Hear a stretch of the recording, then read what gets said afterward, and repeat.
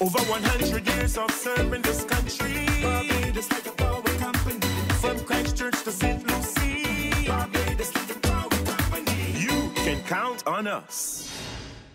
Hello and welcome. This week on Energy Talks, we have an opportunity to chat with the Managing Director of the Barbados Light and Power Company. Now, as the newest member of the corporate communications team, it really is my pleasure to be able to have an opportunity to chat with Roger Blackman. Thank you so much for joining us. Thank you, Cassandra, and certainly I want to welcome you to the Light and Power team. It's great to have you on the Corp Comms team with us. It's been an absolute pleasure so far, and I look forward to the journey. Now, speaking of the journey, we're at the start of a new year, 2024, and I know that you, along with our directors and managers, have been giving much time and thought to planning and targets and benchmarks for 2024. So I'd like for you to identify at least a few areas of priority for the company. Some of the key priorities for us as a business is certainly continuing the investments in things like energy storage and grid infrastructure to facilitate the ongoing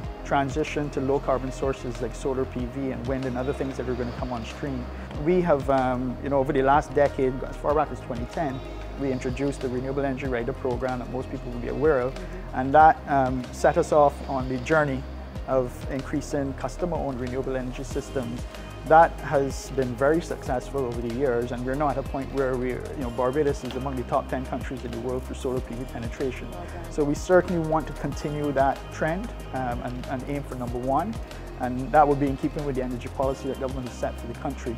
But in order to do so, we need to make some investments in key areas like energy storage, which unlocks the potential for further solar PV growth. And so that's a big area of focus for us in 2024, along with other investments on the grid to manage the multi-directional flow of electricity from customer-owned systems. Of course, that requires quite a significant investment. Since the last rate case, in fact, we would have invested well over $800 million in the grid already and in systems and processes to ensure that we could enjoy the success that we've gotten so far. Another area of focus would be around communication and the way we communicate and engage with our customers. There's a lot happening as a result of everything I've shared. There's a lot around rates and rate increasing and so on, and that's generated a lot of discussion in social media and everywhere else. And we recognize how important it is that we keep our customers informed and updated on the plans and what's happening. Roger, you alluded to rates. What can you tell that customer who is wondering, what is the position of the Barbados Light and Power, and what is the state of things with the FTC case? So we applied for rates a couple of years ago, and then of course we had the hearing and the decision in, I think it was February last year.